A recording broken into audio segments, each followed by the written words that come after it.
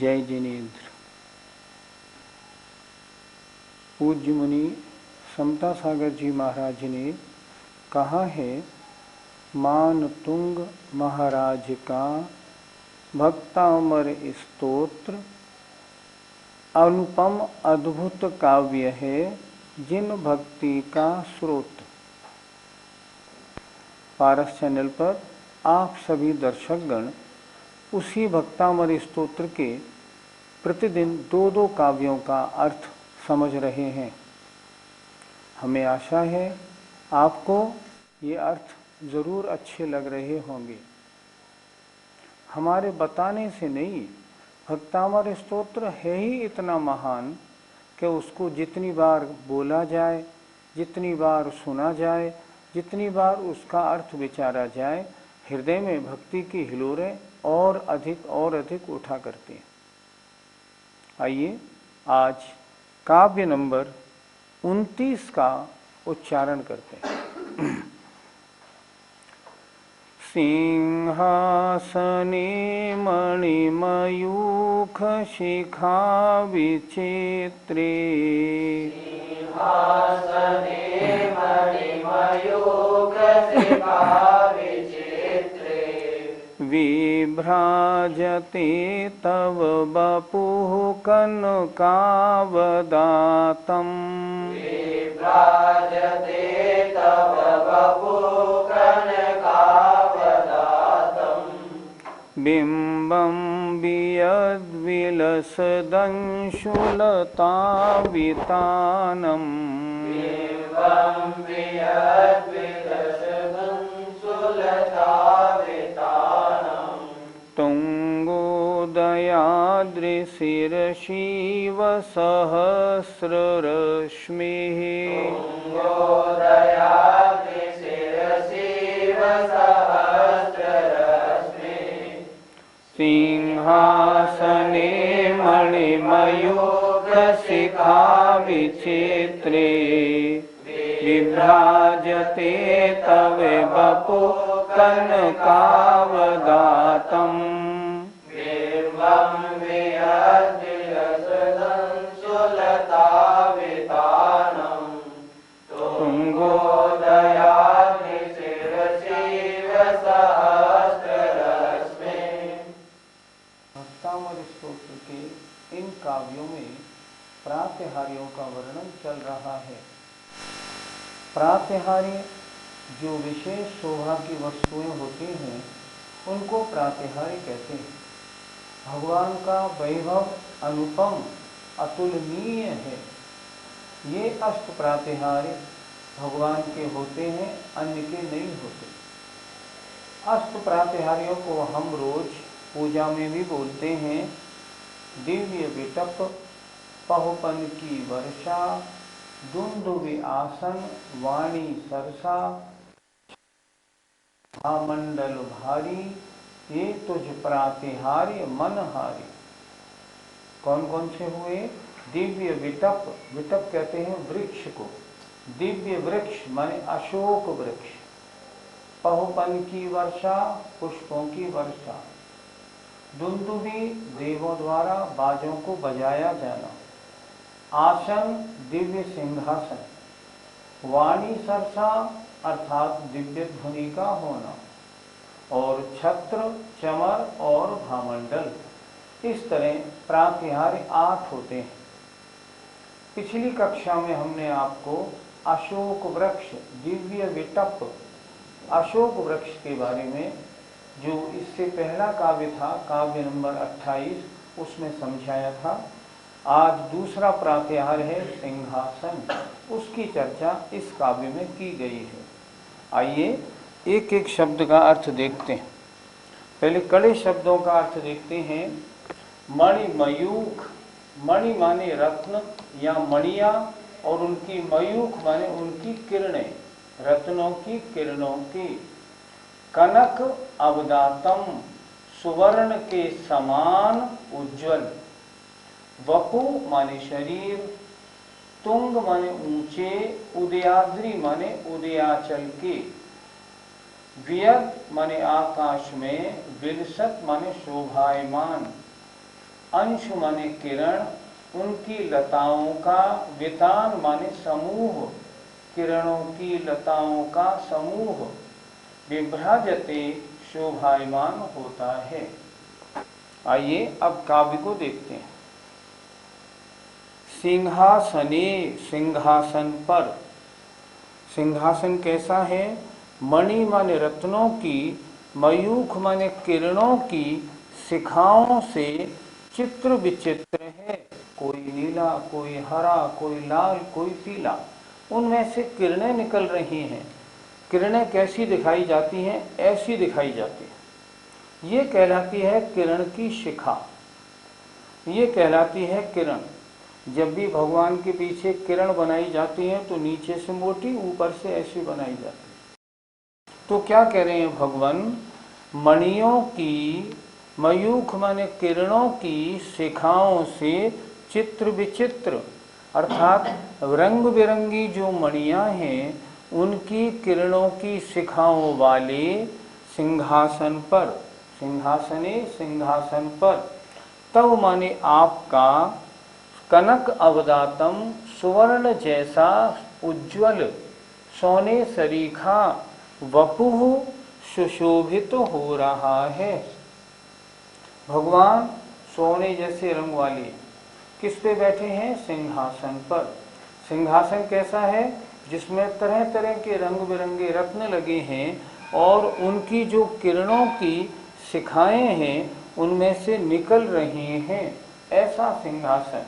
उस पर, अर्थात मणियों की किरणों की शिखाओं से चित्र विचित्र, तरह तरह के रंग वाली किरणों वाले ऐसे सिंहासन पर, कनक अवदातम, सोने जैसा उज्ज्वल, तव माने आपका शरीर सुशोभित हो रहा है। भगवान कैसा लग रहा है? देखिए इन्होंने क्या बताया, इन्होंने ये बताया भगवान सोने के सिंहासन पर ऊपर विराजमान हैं। सोने का सिंहासन नीचे, भगवान ऊपर विराजमान हैं। नीचे सिंहासन सोने का है तो क्या कह रहे हैं? जैसे सुमेरु पर्वत के शिखर पर, सुमेरु पर्वत का रंग कैसा? सोने जैसा। तो सुमेरु पर्वत के शिखर पर सूर्य जैसा तेज वाला भगवान का शरीर। भगवान हमको ऐसा लग रहा है जैसे सुमेरु पर्वत पर सूर्य विराजमान हो, सूर्य निकला हो, ऐसा ये आचार्य ने रूपक दिया है। देखें जरा ये कैसे बैठा?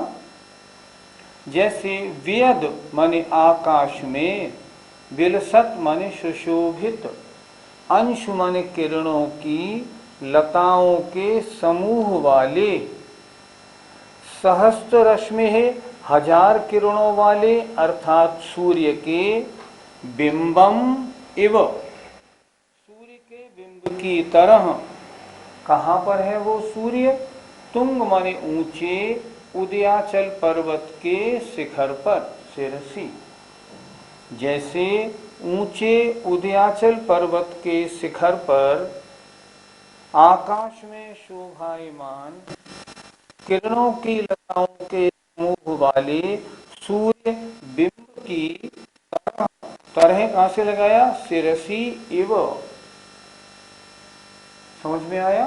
फिर एक बार देखें अच्छी तरह, थोड़ा सा कड़ा है जरा। मणियों की किरणों की शिखाओं से चित्र विचित्र, मतलब विभिन्न रंगों की मणियों की किरणों की शिखा वाले सिंहासन पर, तव माने आपका, सुवर्ण सरीखा शरीर सुशोभित हो रहा है। ऐसा लग रहा है भगवान जैसे ऊंचे उदयाचल पर्वत के शिखर पर आकाश में शोभायमान किरणों की लताओं का समूह वाला सूर्य बिंब ही हो। अब हम उदाहरण पहले लेते हैं, शरीर की बात बाद में करते हैं। देखिए, आकाश में शोभायमान किरणों की लताओं के समूह वाले सूर्य बिंब की तरह, सहस्र रश्मि बिंबम इव, सूर्य बिंब की तरह। कैसा सूर्य बिंब है? जो ऊंचे उदयाचल पर्वत के शिखर पर निकल रहा है। नीचे सुमेरु पर्वत है सोने जैसा, उसके ऊपर सूर्य निकला है। तो सूर्य कैसा है? जैसे आपका शरीर सोने जैसा चमकता। तो इन्होंने कहा निकला है। इसी प्रकार, इसी तरह, इसकी इव माने तरह, आपका सोने जैसा शरीर मणियों की किरणों की शिखाओं से चित्र विचित्र ऐसे सिंहासन पर भगवान अत्यंत शोभायमान हो रहा है। सिंहासन पर भगवान विराजमान है। सिंहासन सोने का है, सुमेरु पर्वत सोने का है। भगवान के शरीर का रंग है सूर्य की तरह। तो जो सुमेरु पर्वत पर उसके ऊपर कोई सूर्य हो, उसी तरह भगवान सिंहासन के ऊपर आपका सुवर्ण सरीखा शरीर शोभायमान हो रहा है। पंडित जी, भगवान जिस पर विराजमान होते हैं उसे सिंहासन क्यों कहते हैं? सिंह जैसे निर्भय, स्वाधीन, निडर, स्वावलंबी व्यक्ति जिस आसन पर बैठते हों उसे सिंहासन नहीं कहेंगे तो क्या कहेंगे? तो जिस पर ऐसी महान, निडर, अनंत वीर्य वाली आत्माएं विराजमान होती हैं उसे हम कहते हैं सिंहासन। दूसरी बात, वर्तमान में लोक में जितने भी सिंहासन होते हैं उनमें नीचे 4 पाए होंगे, पायों के ऊपर 2 शेर बने होंगे, एक का मुख इधर, एक का मुख उधर। आप ध्यान से देखना, जितने भी सिंहासन बाजार में मिलते हैं नीचे 2 शेर होंगे, एक का मुख इधर, एक का मुख उधर। उसके ऊपर फिर भगवान विराजमान किए जाते हैं। लेकिन ये लौकिक चर्चा है। वास्तव में सिंह जैसे निडर महान भगवान जिस पर विराजमान हो उसे हम कहते हैं सिंहासन। पंडित जी, क्या भगवान सिंहासन पर विराजमान होते हैं? जिन्होंने संसार की सारी संपत्ति का त्याग कर दिया हो, वो क्या सिंहासन से अपना रिश्ता नाता संबंध रखेंगे? नहीं रखेंगे। इसलिए भगवान, क्योंकि 64 रिद्धियों के धारी होते हैं, इसलिए भगवान कहीं भी विराजमान हों वे हमेशा 4 उंगल ऊपर ही रहते, किसी से भी स्पर्श नहीं करते, वो 4 उंगल ऊपर ही रहते हैं। हमको लगता है भगवान सिंहासन पर विराजमान हैं, पर वास्तव में भगवान सिंहासन से 4 उंगल ऊपर ही विराजमान रहते हैं। उनसे कोई वस्तु छुपती नहीं, वो किसी वस्तु को स्पर्श करते नहीं। जैसा आपने बताया कि जो भगवान है वो 4 अंगुल सिंहासन से ऊपर रहते हैं, ये भगवान का कौन सा अतिशय कहलाया? भगवान का एक अतिशय है गगन गमन, अर्थात वो जब भी गमन करेंगे आकाश में करेंगे, अर्थात किसी वस्तु से स्पर्श नहीं करते, वो हमेशा ऊपर ही रहते हैं। इसीलिए वे भगवान सिंहासन पर भी गगन गमन नामक अतिशय के कारण सिंहासन से 4 अंगुल ऊपर रहते हैं। पंडित जी, भगवान समोचरण में, योग निरोध में और विहार करते समय किस प्रकार रहते हैं? तीर्थंकर भगवान, मैंने बताया था आपको, कभी किसी वस्तु को स्पर्श नहीं करते। समोचरण में पद्मासन से विराजमान रहते हैं, खड्गासन से नहीं। पद्मासन से विराजमान सिंहासन पर 4 अंगुल ऊपर। जब विहार करेंगे, विहार करते समय 4 अंगुल ऊपर। और जब किसी पर्वत पर, मान लो संवेश शिखर पर जाकर योग निरोध करेंगे तो भी 4 अंगुल ऊपर ही रहते हैं, कभी भी स्पर्श नहीं करते। आइए अगला काव्य, 30वां काव्य देखते हैं। कुंदावदात चल चामर चारु शोभम, कुंदावदात चल चामर चारु शोभम, विभ्राजते तव वपुः कलधौत कांतम, विभ्राजते तव वपुः कलधौत कांतम, ओद्य शशांक शुचि निर्झरो वारिधारो शशांक शुचि निर्झर वारिधार मूचैस्तटं सुरगिरिरिव शातकौम्भम् मूचैस्तटं सुरगिरिरिव शातकौम्भम् कुन्दावदात चलचामर चारुशोभम् विभ्राजते तव बपो कलधौतकान्तम् शशांक शुचि निर्झर वारिधार मोचैस्तटं सुरगिरिरिव शातकौम्भम्। आइए इस काव्य के अर्थ पर दृष्टि डालते हैं। काव्य को समझने से पहले अगर हम क्या रूपक आचार्य ने प्रयोग किया है, अगर उसको समझ लेंगे तो काव्य जल्दी समझ में आएगा। समझना क्या है, जैसे भगवान सोने का शरीर, उनके ऊपर चमर यूं ढुर रहे हैं, यूं। आचार्य क्या कह रहे हैं, ऐसा लग रहा है जैसे सोने के सुमेरु पर्वत पर ऊपर आकाश में चमचमाते हुए चंद्रमा से पानी की धारा गिर रही हो। रूपक समझना पहले। सुमेरु पर्वत सोने का, भगवान का शरीर सोने का, सोने पर चमर ढुर रहे हैं ऐसे। तो ऐसा लग रहा है जैसे ऊपर आकाश चंद्रमा से है, भगवान चंद्रमा से पानी की धारा सुवर्णमयी सुमेरु पर्वत के शिखर पर गिर रही हो, क्योंकि सुवर्णमयी सोने जैसा भगवान का शरीर, ये रूपक। अब इसे देखते हैं। कुंद, कुंद का फूल कैसा, सफेद। देखिए क्या लिखा, कुंदावदात, कुंद पुष्प के समान निर्मल श्वेत, सफेद। कलधौत माने स्वर्ण के समान, तब माने आपका, वपु माने शरीर।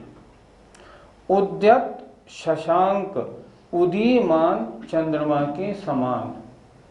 शातकौम्भम सुवर्णमयी, विभ्राजते शोभायमान होता है। आइए अब काव्य देखते हैं। कुंदावदात, कुंद पुष्प के समान सफेद, कुंद का फूल होता है सफेद। चल माने ढुरते हुए, चलायमान ढुरते हुए।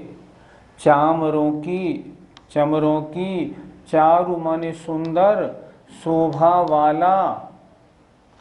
आपका कलधौत माने सुवर्ण जैसी कांति वाला शरीर सुशोभित हो रहा है। फिर देखें एक बार अच्छी तरह, क्या कह रहे हैं, चमर जो ढुर रहे हैं वो है सफेद। आपका शरीर कैसा है, सोने जैसे कांति वाला। कुंद पुष्प के समान ढुरते हुए चमरों की सुंदर शोभा वाले आपके शरीर पर, शरीर कैसा है, सुवर्ण कांति वाला। अर्थात आपके सुवर्ण जैसी कांति वाले शरीर पर ये सफेद ढुरते हुए चमर, इनसे आपका शरीर बड़ा सुशोभित हो रहा है। कैसा लग रहा है, जैसे उद्यत शशांक, उदीयमान चंद्रमा से पवित्र, शुचि माने पवित्र, श्वेत निर्मल झरती हुई पानी की धारा, सुरगिरे सुमेरु पर्वत के शातकौम्भम सुवर्ण रंग वाले उच्चैस्तटम ऊंचे तट पर गिर रही हो। सुवर्ण का तट, उस पर ऊपर से पानी की धारा चंद्रमा से गिर रही है। यहाँ सुवर्ण जैसा शरीर भगवान का, उसके ऊपर ढुरते हुए सफेद चमर, ऐसा लग रहा है। रूपक बिल्कुल फिट, बहुत सुंदर। फिर एक बार देखें, अब नीचे से चलते हैं। उदीयमान चंद्रमा से पवित्र झरती हुई पानी की धारा किस पर? सुमेरु पर्वत के, सुमेरु पर्वत सुवर्ण सरीखे सुमेरु पर्वत के ऊंचे तट पर गिरते हुए की तरह। एवं माने समान। हे भगवान, आपका सुवर्ण सरीखा शरीर ढुरते हुए कुंद पुष्प के समान चमरों की सुंदर शोभा से शोभायमान हो रहा है। आपका शरीर बड़ी शोभा को प्राप्त हो रहा है। आपके ऊपर श्वेत चमर ढुर रहे हैं। हमें ऐसा लग रहा है जैसे सुमेरु पर्वत के ऊंचे तट पर चंद्रमा से पवित्र पानी की धारा गिर रही हो। ऐसा रूपक आचार्य ने इसमें बनाया है।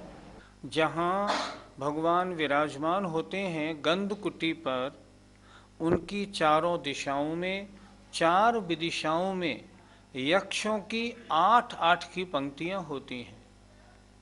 उनमें हर यक्ष चमर ढोरने वाला होता है। कुल कितने चमर ढोरे जाते हैं? 64। फिर देखें, समव शरण में भगवान की 8 दिशाओं में 8-8 यक्ष निरंतर चमर ढोरते रहते हैं। उनका एक वैक्रिक शरीर निरंतर यही काम करता है। जब तक भगवान का समशरण रहेगा वहां वे निरंतर चमर ढोरते रहेंगे। पंडित जी, भगवान के ऊपर 64 चमर ढोरना क्या बता रहा है? चमर कितने ढोरे जाते हैं? देखें, जो नारायण होते हैं अर्धचक्री, उनके ऊपर 16। जो चक्रवर्ती होते हैं 6 खंड के राजा, उनके ऊपर 32। और जो तीनों लोकों का राजा होता है उसके ऊपर 64।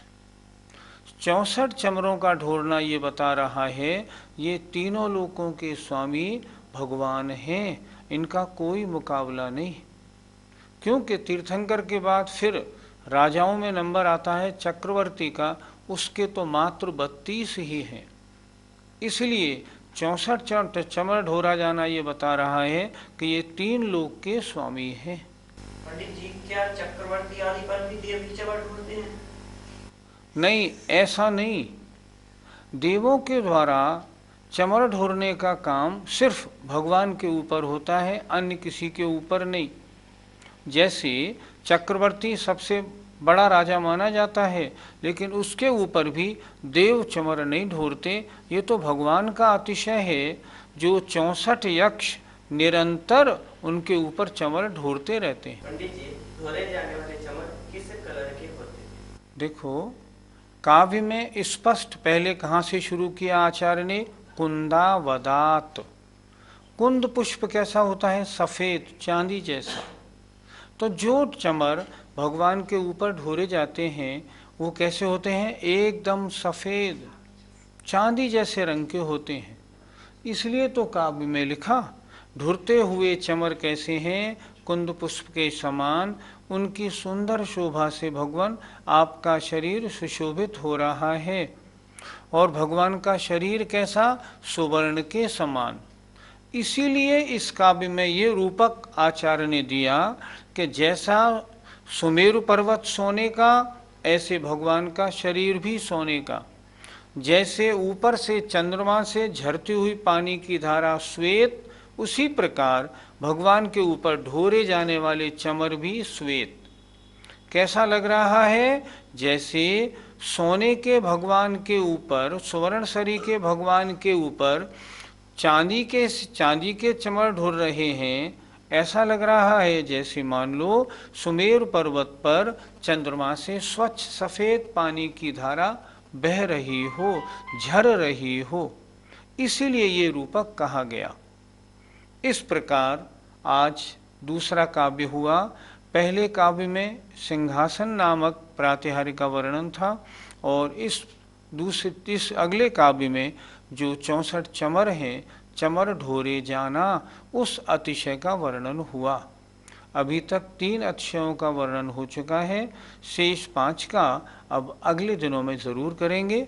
आप ज़रूर सुनिए और भगवान के ऊपर जब आप चमर ढोरें तो ऐसा अपने मन में भाव लाइए साक्षात भगवान विराजमान हैं और हम भक्ति में उनके ऊपर चमर ढोर रहे हैं।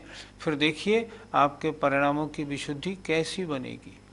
समय आपका हो रहा है, आइए। जय जिनेंद्र।